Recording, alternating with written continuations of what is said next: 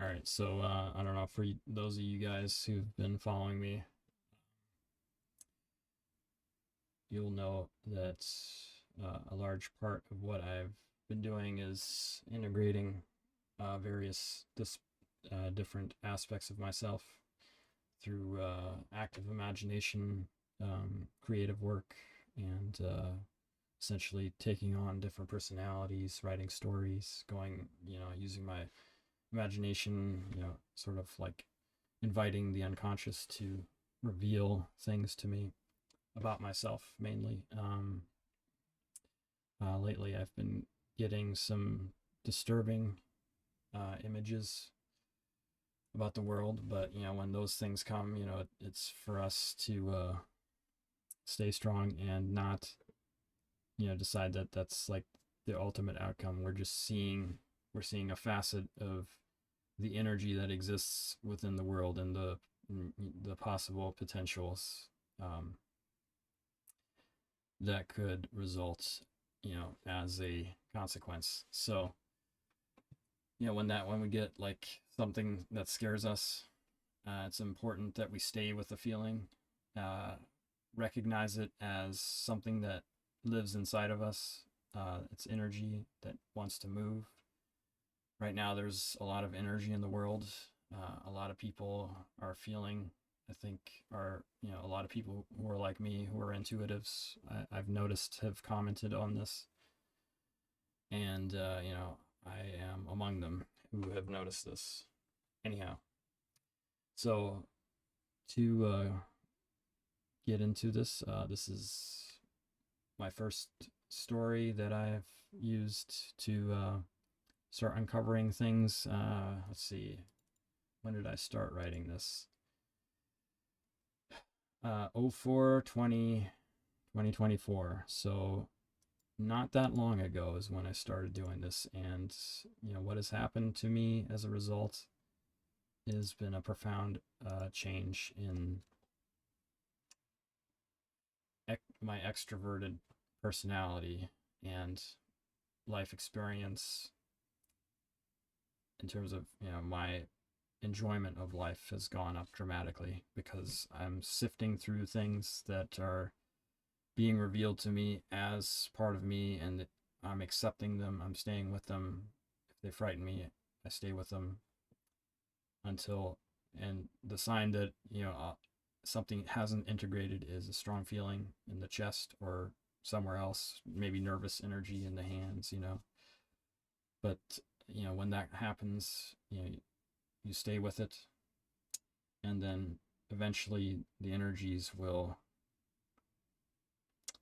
um, the energies will consolidate, and you'll become a stronger person, more spontaneous person, spontaneously more confident. And I mean, there's a lot of different things that we ought to do to, on this path. I think meditation is very important. But the most important thing is paying attention to your senses and staying within the present moment of your senses, because the senses are the portal to the present moment. Anyway, so I'm starting to go off a little bit off on a tangent. Uh, it's, yeah, because I got so much creativity going on in me. Anyway, so yeah, I wanted to read to you guys the first page of my story.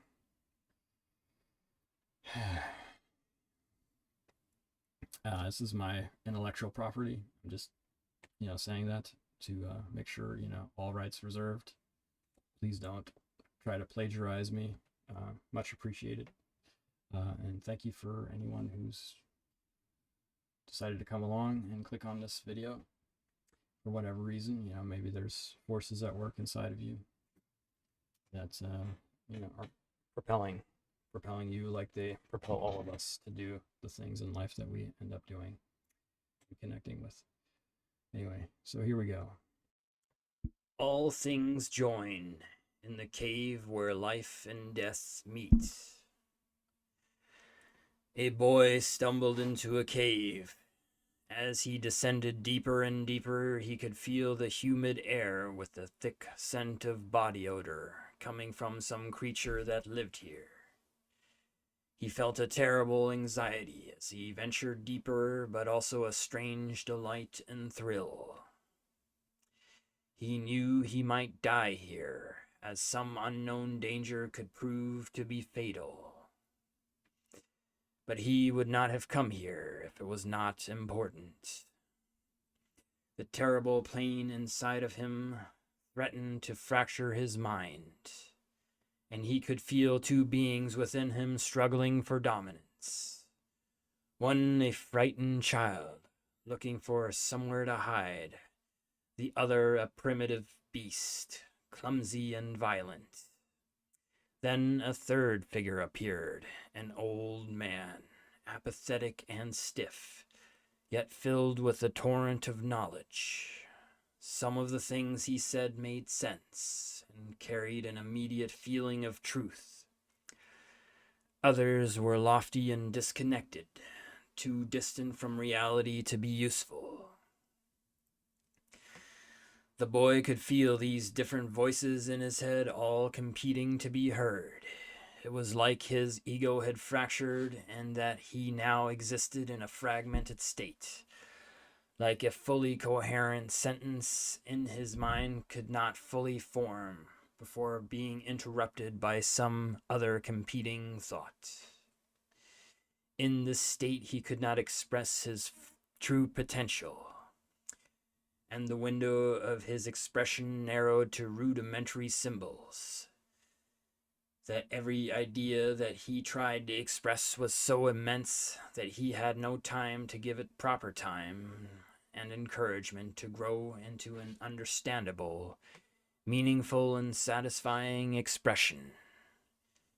Everything seemed half-formed and incomplete.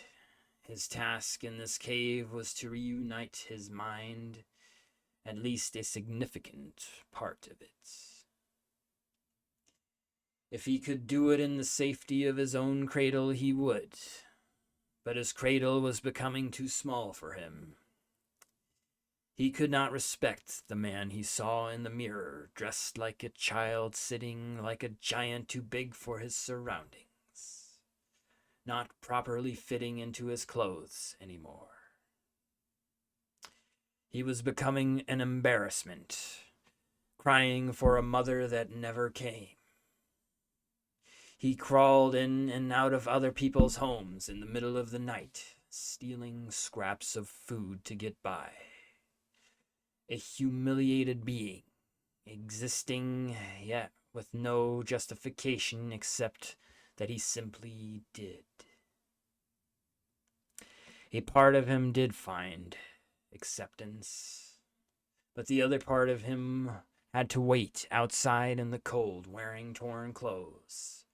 A wild child, the luckier child that people accepted, would sometimes feed this other unwanted child. Sometimes the two boys would be caught playing together, but the adults shouted curses at that wild boy and shooed him off. On the edge of civilization, that boy was growing into a hairy creature with great big teeth and long fingernails that could eviscerate the more accepted child if it wasn't careful. To survive, when no one was watching, the beast would take the little boy in the middle of the night, rattling the window, angry and ravenous. The child would begin to sing a song to calm the creature down. The beast would hesitate to settle, but eventually it would become quiet and fall asleep. Then the boy would open the window and pour the food on the ground. In the mornings, the beast would be gone, along with the food, satisfied for now. All right, so there you have it. That's the first page of my story. my first attempt to dig into the unconscious. I've written a much larger story, but that one is far more in depth and a little bit more intricate